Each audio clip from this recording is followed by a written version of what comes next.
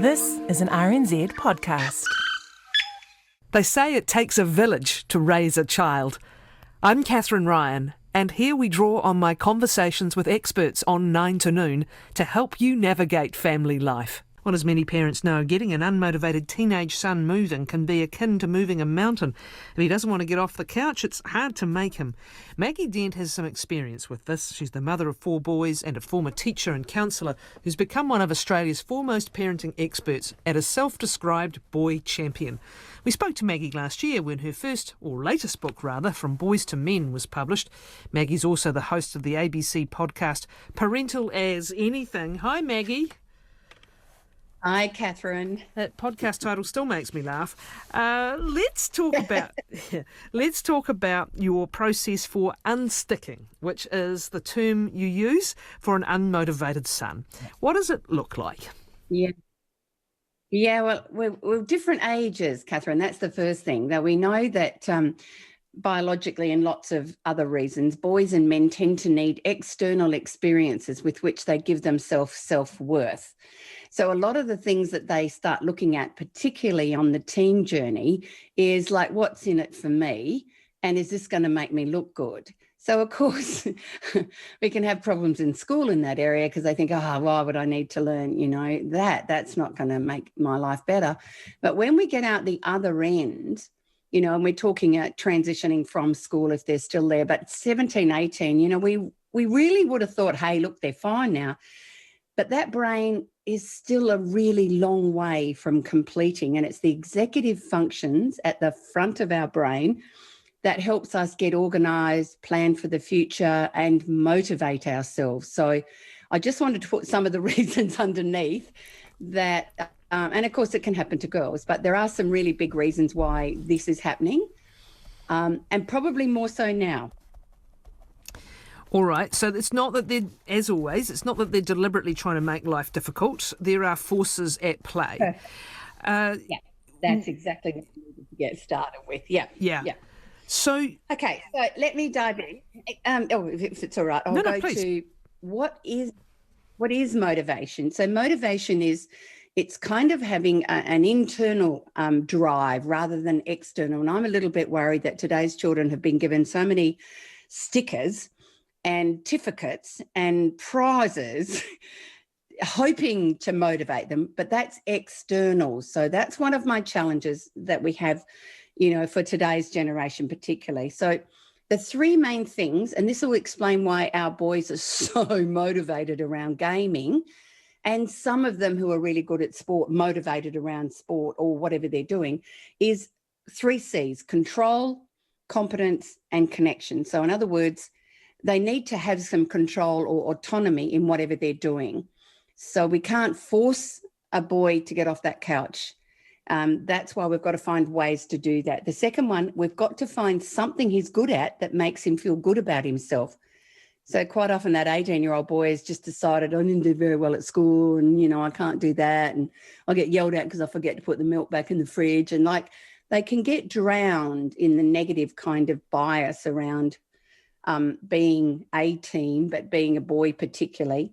And then the last one is that connection is when we have people who genuinely stand beside us and hold a light for us and love us even when we do all those things I've just mentioned, it does give us a much better chance to get some motivation happening again. All right. What do you do to foster internal motivation? Okay.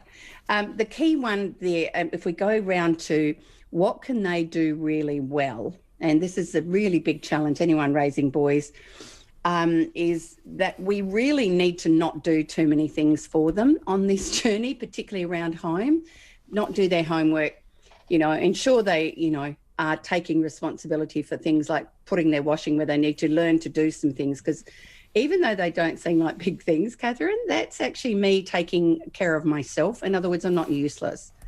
Second one is positive noticing. Please notice when your boy does do something.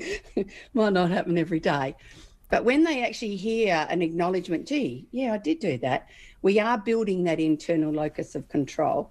And so building those things gradually is incredibly important. And another really big one is I like the use of metaphors around boys. They seem to get them a bit better. So you might be able to sort of talk to them about that the map that they're running their life with at the moment doesn't seem to be working. And maybe together we can work out a new map that gives you a chance of you seeing I can do things, that I can gradually do more things. So a very gradual plan is incredibly important, just one tiny step at a time. And I know that's hard because parents just want to get them off that couch, get a job, get moving, but too big a leap can actually paralyse them even more. So it's very small steps of all those 3 C's. The metaphors are more visual, of course, than normal words, and too much wordiness absolutely does not work with boys. Yeah. I'm curious. No, too many words. Yeah. I'm curious when you talk about what they can do well, because we're talking about different things here. We could be talking about doing some of that drudgery, whether it's the homework or whether it's doing something around the house.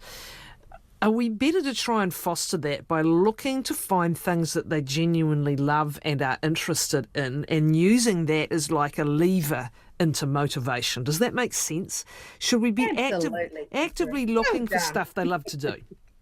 Yeah, well done. So one of the ways that we do encourage families, if you've got a boy who's a serious gamer, who's just not going anywhere and not doing anything, then what I do is whoever the key, the big person in their life they're most connected to, and there's no judgment whether that's, and quite often it's not a parent, it might be an extended family member, it might be a neighbour, it might be somebody else who's kind of gets that boy, then we want them to connect with them where they're really doing well. And maybe that means I sit down and watch them do something that's gaming wise, so I can see them in that motivated state. And when they're in that highly motivated state, we can actually start feeding that self-worth barometer a bit, going, wow, that's amazing, look how fast you did that.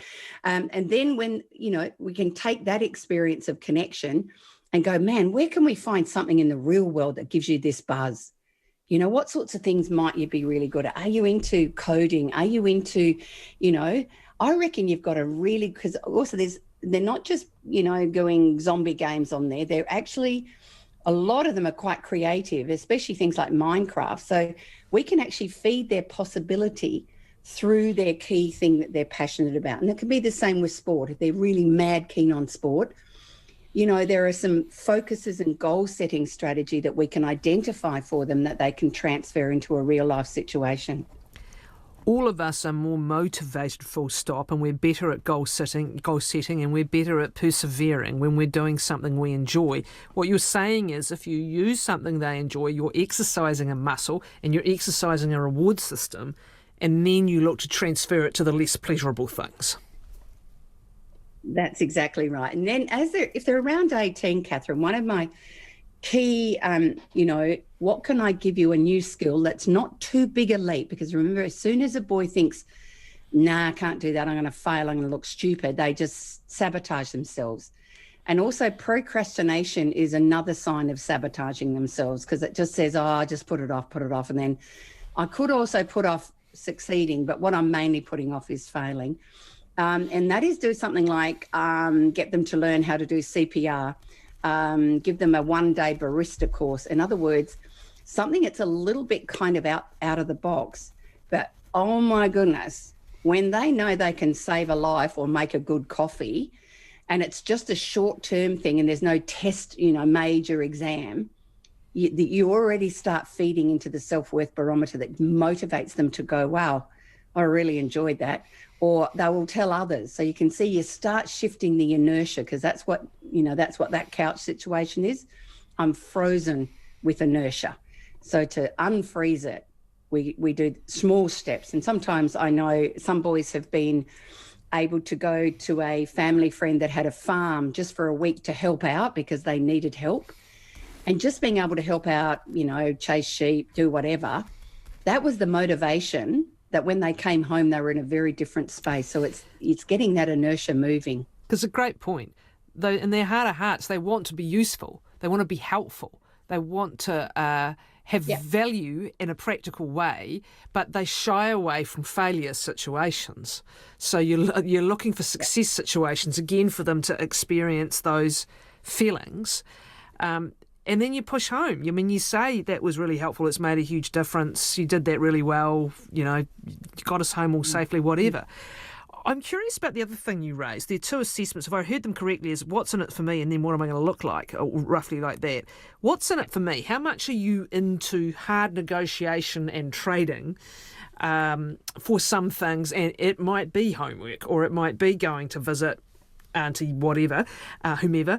They will do it if they also get something in return. Is this to be exploited as part of the strategy?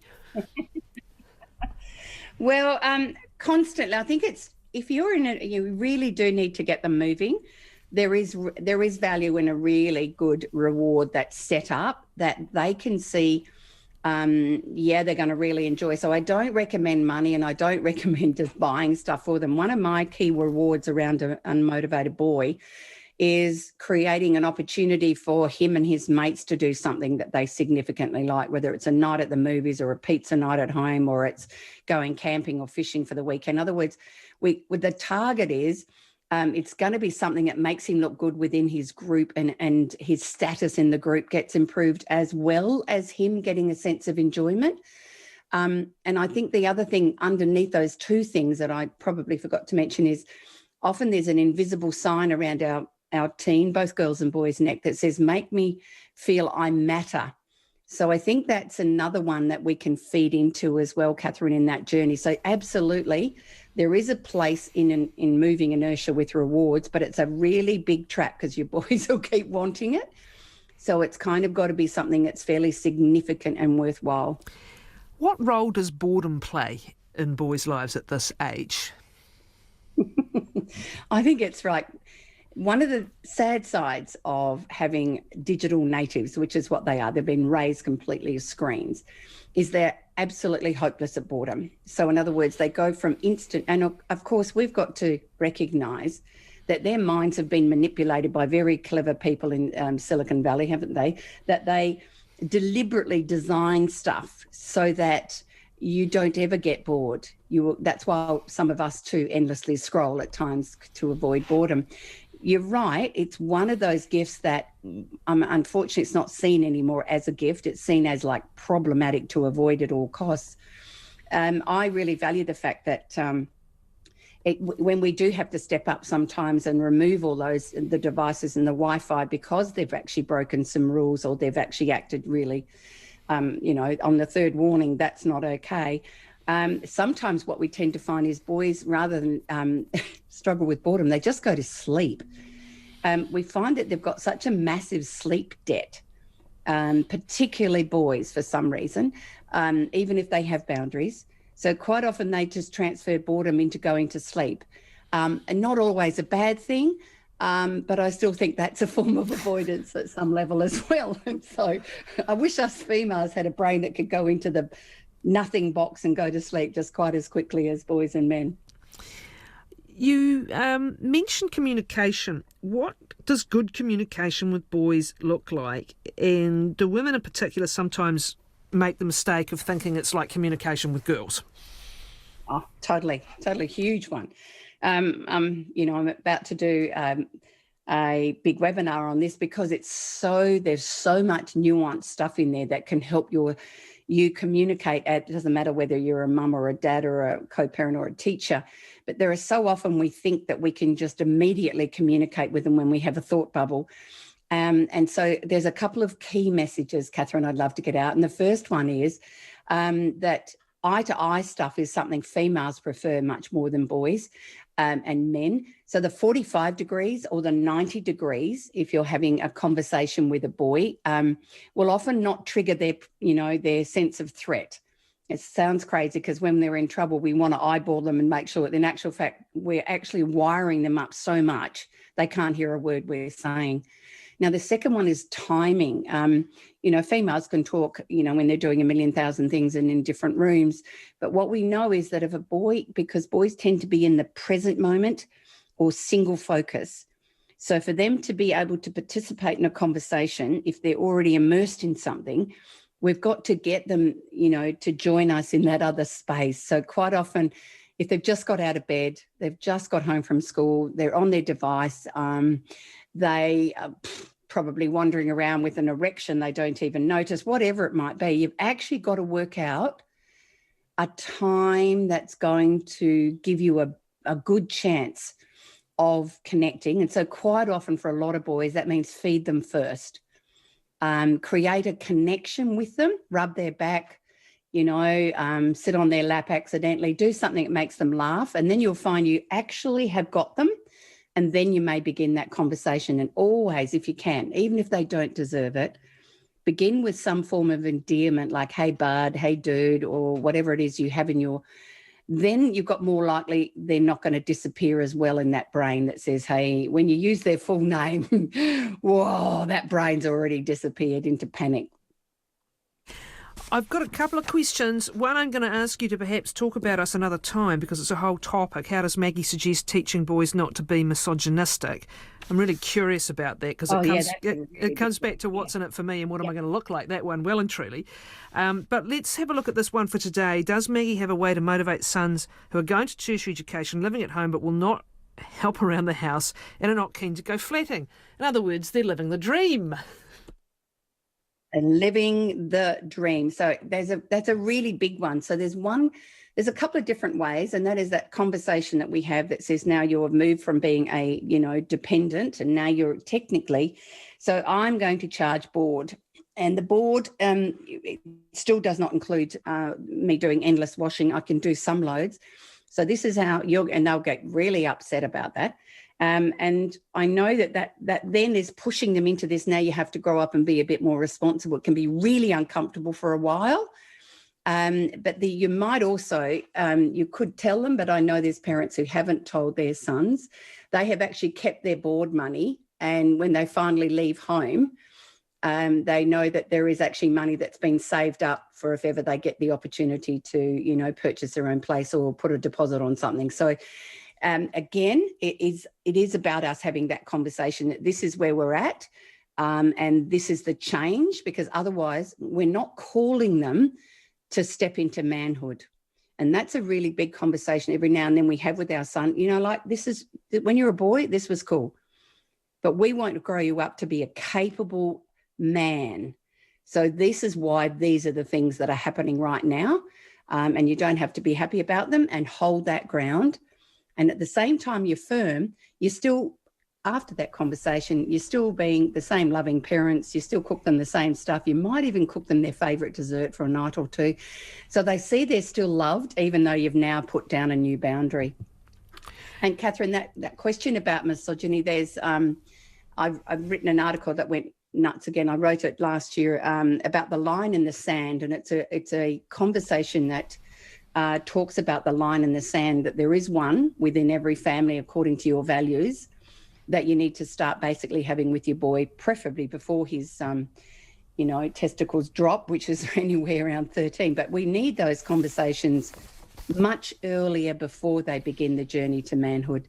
So we're constantly talking to them about that's not respectful language, and no, that's not how we talk, and no, this is give them options on how to speak around things. Because one of the biggest challenges I'm finding with the sexual harassment happening in schools, which, you remember I was a high school teacher, boys would often call out things to girls, but in the days before the, technology and the easy access to pornography, it was probably, hey babe, hey hottie, things that were still trying to be funny and connect. But now it's hoe, it's whore, it's even slut. And they boys can still think that's funny, but the whole landscape around it has been changed because of that access to pornography. Look, it's massive, and often you think it's not coming from a bad place intrinsically in a boy, it's coming from all the incoming.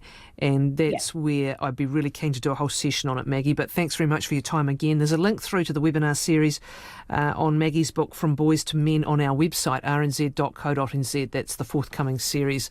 Maggie Dent, thanks very much.